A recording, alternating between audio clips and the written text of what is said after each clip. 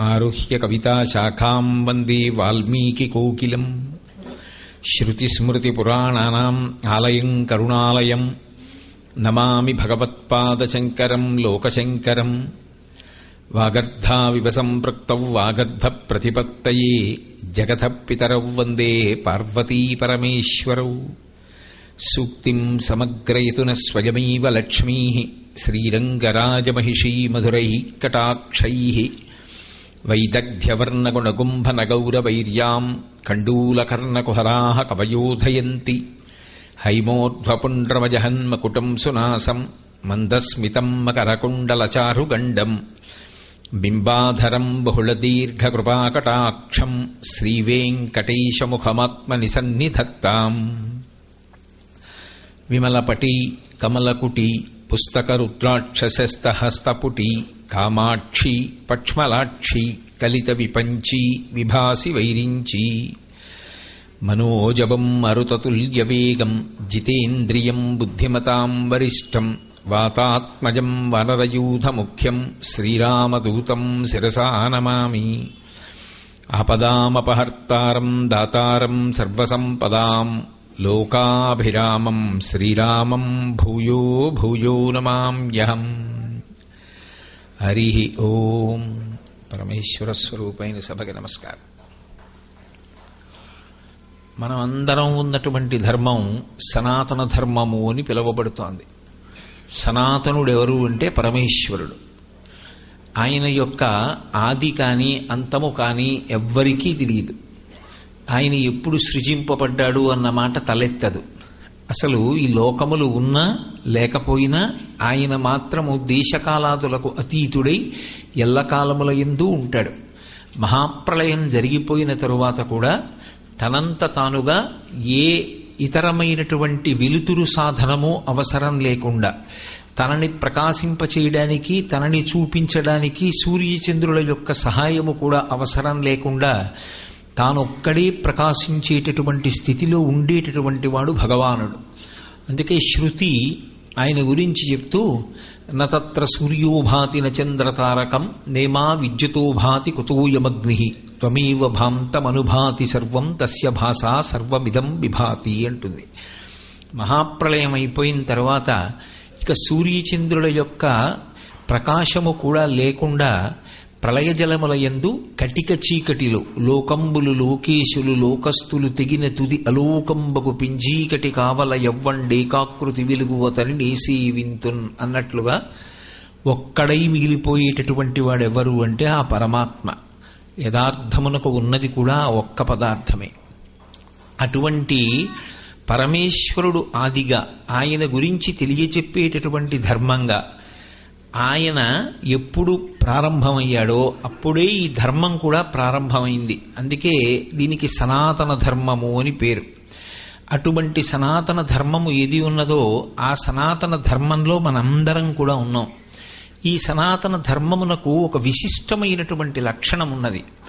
ఇందులో ఎవరు భగవంతుణ్ణి తెలుసుకోగలరు అంటే భగవంతుణ్ణి తెలుసుకోవడము అంటే భగవంతుని యొక్క అనుగ్రహాన్ని పరిపూర్ణంగా పొంది ఆ జ్ఞానము చేత మోక్షాన్ని పొందడమే. ఎందుకంటే బ్రహ్మవిత్ బ్రహ్మైవ భవతి అని.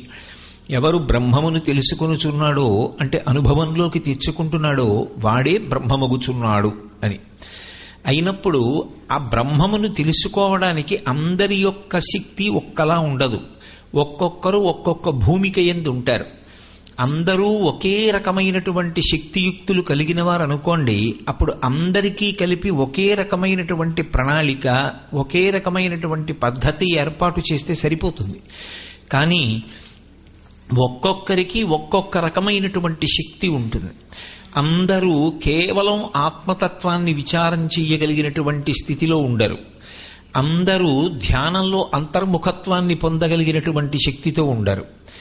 కొందరు అంతటా భగవంతుణ్ణి చూడగలిగినటువంటి ప్రజ్ఞాపాఠవములను పొందగలిగినటువంటి వారై ఉంటారు. వారు చేసినటువంటి భక్తి వలన కానివ్వండి, ఈశ్వరుని యొక్క అనుగ్రహం చేత కానివ్వండి. కానీ అందరూ అలా ఉండరు కదా. చాలా మందికి దేవాలయమో పూజ గదో అవసరమై ఉండి తీరుతుంది. ఒక దేవాలయానికి వెడితే మనం భగవంతుడు ఉన్నటువంటి స్థానానికి వెళ్ళాము అనేటటువంటి ఎరుక కలుగుతుంది. ఒక జాగ్రత్తతో ఉంటాం. ఏదో ఒక దేవాలయ ప్రవేశం చేస్తున్నాను అనుకోండి, నేను ఒక ఇంట్లోకి వెళ్ళినట్టుగా వెళ్ళను కదూ.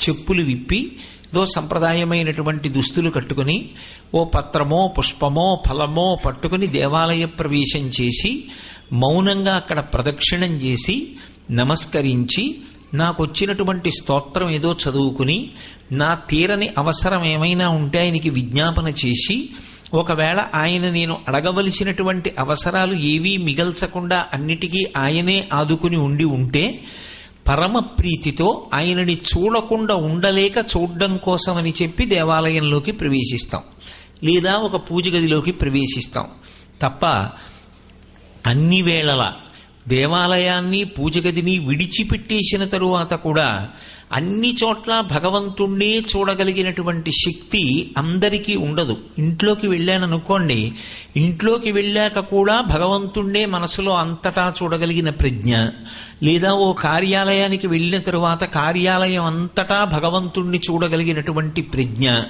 అంకురించడం అంత తేలిక విషయం కాదు. అలా అంకురించిన వారు లేరని నేను అనను. వారు ఎక్కడికి వెళ్ళినా ఏ స్థితిలో ఉన్నా వారు భగవంతుని యొక్క దర్శనం చేస్తూ పరమ సంతోషంగా ఉంటారు. కష్టపడనివ్వండి, సుఖపడనివ్వండి. యోగరతో వా భోగరతో వా సంగరతో వా సంగవిహీన యస్యద్బ్రహ్మణి రమతే చిత్తం నందతి నందతి నందత్యేవ. గంధపు చెట్టు ఉందనుకోండి, దాని దగ్గరికి వెళ్ళి పడుకోండి, సువాసన. నరకండి, సువాసన. కాల్చండి, సువాసన. అరగదీయండి, సువాసన. ఏం చేసినా సువాసనిస్తుంది. అలాగే అంతటా బ్రహ్మమును అనుభవించగలిగినటువంటి వాడికి శరీర సంబంధమైనటువంటి ఖేదము కలిగినప్పటికీ కూడా వాడు దానికి వశపడకుండా ఎప్పుడూ బ్రహ్మమును అనుభవిస్తూ ఉండగలడు. కానీ అందరూ అలా ఉండడం సాధ్యమయ్యే విషయం కాదు. క్రమక్రమంగా ఎదగవలసి ఉంటుంది. క్రమక్రమంగా ఎదగవలసి ఉంటుంది అన్న మాట నేను అన్నప్పుడు వివిధ భూమికలున్నాయి అనేటటువంటిది మాత్రం పరమసత్యం. ఒకడు పూజామందిరంలోనే భగవంతుడు ఉన్నాడంటాడు, ఒకడు గుడిలో ఉన్నాడంటాడు, ఒకడు కాదు నా మనస్సులోనే ఉన్నాడు, నాలోనే ఉన్నాడంటాడు. ఒక్కొక్కడు నేనేదో ఈ రామాయణమో భగవద్గీతో చదువుకుంటున్నప్పుడే నాకు భగవంతుడు అనుభవింపబడి ప్రశాంతంగా ఉన్నానంటాడు. తప్ప అంతటా ఉన్నటువంటి భగవంతుణ్ణి దేశకాలములతో సంబంధం లేకుండా అన్ని కాలములయందు అన్ని సమయములయందు అనుభవించగలిగిన స్థితికి చేరగలిగితే అది పరిపూర్ణత. ఆ పరిపూర్ణతకి పొందడానికి అందరికీ ఒకే రకమైనటువంటి మార్గం ఉండదు. ఎందుకంటే ఏ రకమైనటువంటి రూపము లేకుండా, ఏ గుణము లేకుండా, సాకారంచ నిరాకారం నిర్గుణంచ గుణాత్మకం తత్వం తత్పరమం బ్రహ్మ ఇది వేదాంత డిండిమహ అంటారు శంకర భగవత్పాదులు వేదాంత డిండిమన్లో. కోరిక ఉన్నవాడు సాకారాన్ని ఉపాసన చేస్తాడు, ఏ కోరిక లేనివాడు నిరాకారాన్ని ఉపాసన చేస్తాడు. అయినప్పుడు అందరూ ఒక్క భూమికలో ఉండి ఆ భూమికనే పట్టుకుని తరిస్తారు అని చెప్పడం సాధ్యం కాదు. తరించడము అన్న మాటకు అర్థం ఏమిటంటే భగవన్ మార్గంలో మీరు దేన్ని పట్టుకున్నారో దానిలోకి ఐక్యమైపోవాలి. ఇక ఈ వస్తువు అన్నది మిగలకూడదు. అందుకే శంకరాచార్యుల వారు ఈ సిద్ధాంతాన్ని ప్రతిపాదన చేస్తూ శివానంద లహరిలో ఓ మాట అంటారు. అంకోలం నిజబీజ సంతతి రయస్కాంతోఫలం సూచిక సాధ్వీ నైజ విభుం లతాక్షితిరుహం సింధుస్యహృద్వల్లభం ప్రాప్నోతీహ యథా తథా పశుపతే పాదారవిందద్వయం చేతో వృత్తి రూపేత్య తిష్టతి సదా సా భక్తిరిత్యుచ్యతే అంటారు. భక్తి ఆయన వేరు నేను వేరు అని మొదలవుతుంది. మొదలైన భక్తి చిట్ట చివరి స్థితికి వెళ్ళేటప్పటికి ఏమైపోతుంది అంటే నది సముద్రమునందు కలిసిపోయినట్లుగా అయిపోతుంది. నది సముద్రము కన్నా భిన్నంగా ప్రయాణం చేసినంత కాలం ఒక పేరుతో పిలవబడుతుంది. దాని నీటికి ఒక ప్రత్యేకమైన రుచి ఉంటుంది. ఆ నీరు ఒక కలశతో పైకి తీస్తే ఇది ఫలానా నదీ జలము అని పిలుస్తాం. అదే నది ప్రవహించి ప్రవహించి ప్రవహించి వెళ్ళి సముద్రంలో కలిసిపోయిందనుకోండి, సింధు సరిద్వల్లభం. ఆ నది సముద్రంలో కలిసిపోయిన తరువాత ఇక నది పేరు కానీ, నది రూపం కానీ, నది జలము యొక్క రుచి కానీ ఏమీ ఉండవు. అంతా సముద్రమే. అలా ఉపాసన అంటారు. ఉపాసన అన్న మాటకు అర్థం ఏమిటంటే, ఉప అంటే సమీపమునందు, ఆసన అంటే కూర్చుండుట. ఇప్పుడు మీరందరూ ఈ సభలో కూర్చుని ఉన్నారు. అందరూ ఎవరికి సమీపంగా కూర్చునున్నారు అంటే, ప్రవచనం వినడం కోసం నాకు సమీపంగా కూర్చున్నారు. కొంతమంది బాగా దగ్గరగా కూర్చున్నారు, కొంతమంది ఆ దగ్గరగా కూర్చోవడంలో దూరంగా కూర్చున్నారు. అలా క్రమక్రమంగా జరుగుతూ జరుగుతూ జరుగుతూ దగ్గరకు వచ్చారనుకోండి, అది ఉపాసన. ఉపాసనకి సిద్ధి ఎప్పుడు అంటే, బాగా దగ్గరగా వచ్చి ఆయన వేరుగా నేను వేరుగా కూర్చోవడంలో కాదు, భగవన్మార్గమునందు. ఆ వచ్చినవాడు జరిగి జరిగి జరిగి జరిగి జరిగి జరిగి ఏ వస్తువు వైపు జరిగాడో ఆ వస్తువునందు ఐక్యమైపోతాడు. అందుకే భక్తి యందు ఆర్ద్రత ఉంటుంది. ఇది అత్యంత ప్రధానమైనటువంటి విషయం. భక్తి ఆర్ద్రతతో కూడి ఉంటుంది. అందుకే మెత్తదనాన్ని ఇస్తుంది, కరిగిపోయేటటువంటి లక్షణంతో ఉంటుంది. కామము దానికి వ్యతిరేకం. మెత్తగా ఉన్నది కూడా గట్టిపడిపోయేటట్టుగా కామం చేస్తుంది. నేను మీకు ఒక ఉదాహరణ చెప్పాలంటే, నేను ఒక నల్ల రాయి ముక్క ఒకటి తీసుకెళ్లి నీళ్లలో వేశాను అనుకోండి. ఇవాళ ఉదయం వేసి రేపు ఉదయం వచ్చి నీళ్లలో నల్లరాతి ముక్క కరిగిపోయిందా ఉన్నదా అని చూశాను అనుకోండి, అది కరిగిపోతుందా? అది కరగదు, అలాగే ఉంటుంది. కామము మనిషి గట్టి పడిపోయేటట్టుగా చేస్తుంది. ఎందుకంటే కామమునకు పక్కన చెల్లెలు క్రోధము.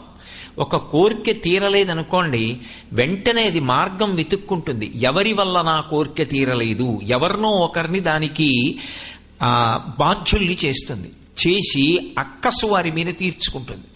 కామమున్నది, తీరితే తృప్తి, తీరకపోతే కోపం. పక్కనే కామక్రోధములు రెండు. అందుకే కామక్రోధములు రాగద్వేషములు పర్యాయ పదాలు. రెండు పక్క పక్కనే ఉంటాయి. నాకొక కామం ఉన్నది, అది తీరకపోయినా సరే ఈశ్వరుడు అనుగ్రహించలేదు, ఎందుకో అనుగ్రహించలేదు, బహుశః అది తీరకపోవడం నా శ్రేయస్సుకు అయి ఉంటుంది అని తన మార్గంలో వెళ్ళిపోగలిగితే వాడు ఉపాసన యందు నిలబడి ఉన్నాడు. దాని చేత ఎవరినో పట్టుకుని వీడి వలన నా కోరిక తీరలేదు అని దానికి వాణ్ణి జవాబుదారీ చేసే ప్రయత్నం చేశారనుకోండి, మీరింకా ఎదగలేదని గుర్తు. ఈశ్వరుణ్ణి ఎంతకాలం సేవించారన్నది ప్రధానం కాదు, మీరు ఈశ్వరుణ్ణి సేవించి ఎంత ఎదిగారన్నది ప్రధానం. అందుకే ఎంత ఎదిగారో చూడడానికి ఈశ్వరుడు ఒక్కొక్కసారి పరీక్ష పెడతాడు. ఆ పరీక్ష యందు నిలబడగలిగాడు అనుకోండి, వాడు ఆర్ద్రమవుతున్నాడు, మెత్తపడుతున్నాడని గుర్తు. నేను రాతి ముక్కని నీటిలో వెయ్యకుండా ఇవాళ ఉదయం కొంచెం పంచదార వేసి నీళ్లలో రేపు ఉదయం వచ్చి చూశాననుకోండి, రేపు ఉదయం పంచదార ఉంటుందా? ఆ పంచదార నీటిలో కరిగిపోతుంది. ఇక పంచదార రూపు కానీ, పంచదార యొక్క గుణము కానీ, ఆ గరుగ్గా ఉండేటటువంటి లక్షణం కానీ, దాని తీపితనం కానీ మిగలవు. ఇవన్నీ నీటికి చెందినవిగా అయిపోతాయి. పంచదార నీటి యందు కరిగిపోయినట్టు భక్తి భక్తుణ్ణి ఏం చేస్తుందంటే భగవంతుని యందు ఐక్యమైపోయేటట్టుగా చేస్తుంది. అది జ్ఞానము ద్వారా చేస్తుంది. జ్ఞానాద్దేవత కైవల్యం. ఆ జ్ఞానము కలిగిన నాడు భగవంతుని యొక్క అనుగ్రహము చేత భగవత్ సంబంధమైన జ్ఞానము కలుగుతుంది. అది పుస్తకాలు చదివితే వచ్చేది కాదు. ఉపాసనయందు నిలబడగా నిలబడగా నిలబడగా ఈశ్వరుణ్ణి సేవించగా సేవించగా సేవించగా ఆయన అనుగ్రహం కలుగుతుంది. కలిగిన నాడు జీవుడు బ్రహ్మము రెండు కాదు ఒక్కటే అన్న జ్ఞానం కలుగుతుంది. అదే మోక్షము అని పిలుస్తారు. అది కలిగిన నాడు శరీరంతో ఉన్నప్పటికీ కూడా ఆయన జీవన్ముక్తుడై ఉన్నాడు అంటారు. అంటే శరీరంతో ఉన్నాడు కానీ మోక్షం పొంది ఉన్నాడు. శరీరం పడిపోతుంది, అది దాని ధర్మం, కాలధర్మం. ఒకానొక నాడు కాలంలో పడిపోతుంది ఆ శరీరం. పడిపోయిన తరువాత ఆయన విదేహ మోక్షాన్ని పొందాడు అంటారు. అంటే ఇక శరీరంతో సంబంధం లేకుండా అంతటా పరివ్యాప్తమైనటువంటి ఆత్మగా మిగిలిపోతాడు. అలా మిగిలిపోయేటటువంటి స్థితిని విదేహ మోక్షము అని పిలుస్తారు. కాబట్టి జ్ఞాని చిట్ట చివర పొందేటటువంటి స్థితి అలా ఉంటుంది.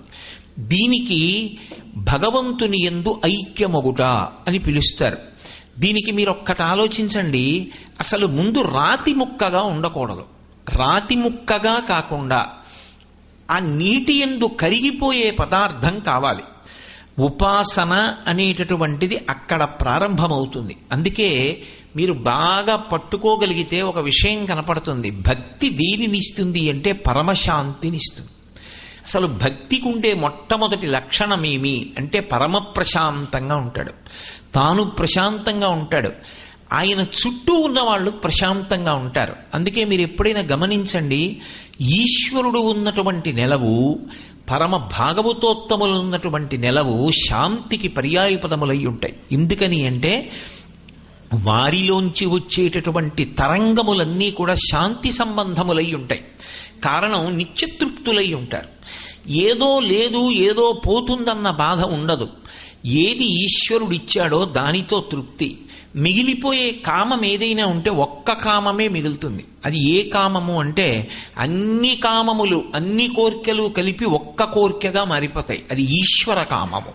నేను భగవంతుణ్ణి పొందాలి అంతే. ఈ ఈశ్వర కామమునందు ఉద్ధానపతనములతో సంబంధం ఉండదు. ఒకసారి కింద పడిపోతాడు, ఒకసారి పైకి లేస్తాడు, ఓసారి కలిసి రాదు, ఒకసారి కలిసి వస్తుంది, ఒకసారి అవమానింపబడతాడు, ఒకసారి సంతోషపడతాడు. కానీ ఇవేవీ కూడా లక్ష్య పెట్టడు. ఇవన్నీ భగవంతుడికి అర్పణ చేసి తనదైన మార్గంలో తాను వెళ్ళిపోతూ ఉంటాడు. అందుకే ఆయన ఎక్కడున్నాడో అక్కడ శాంతి, ఆయన చుట్టూ ఎవరున్నారో వారికి శాంతి, వారు ఎక్కడ కూర్చున్నారో ఆ ప్రదేశము శాంతియుతంగా ఉంటుంది. అందుకే సనాతన ధర్మంలో భక్తి యొక్క ప్రధాన ప్రయోజనముగా మీరు అడిగినా అడగకపోయినా భక్తి మార్గంలో వెడుతున్నప్పుడు వచ్చేటటువంటి మొట్టమొదటి లక్షణం ఏది అంటే ప్రశాంతత. అందుకే మీరు చూడండి, మీరు ఏది ఈశ్వర సంబంధమైన కార్యం చెయ్యండి, ఒక్క విషయాన్నే అడుగుతారు, ఓం శాంతి శాంతి శాంతి, దీని చేత శాంతి కలుగుగాక.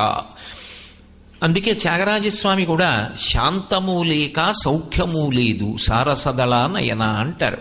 అసలు ఆ శాంతమన్నది లేకపోతే అసలు సౌఖ్యమే లేదు. అది కృతకంగా అంటించుకునేది కాదు. ఆ శాంతమనేటటువంటి దానికి భంగం ఎక్కడా అంటే విపరీతమైన లౌకికమైన కోర్కెలతో మగ్గిపోతున్నవాడు ఆ భగవత్ సంబంధమైన ప్రశాంతత ఉన్నవాడికి చీకాకు కల్పిస్తాడు. ఎప్పుడూ కోర్కెలతో వేసారిపోతున్నాడు అనుకోండి ఒకడు, వాణ్ణి చూసి జాలి కలుగుతుంది. చెప్పినా వినలేదనుకోండి చీకాకు కలుగుతుంది. ఆ తర్వాత ఈశ్వరుడు వాడిని అనుగ్రహించుగాక అని వదిలిపెట్టేస్తాడు. అంతేగాని అదే పట్టు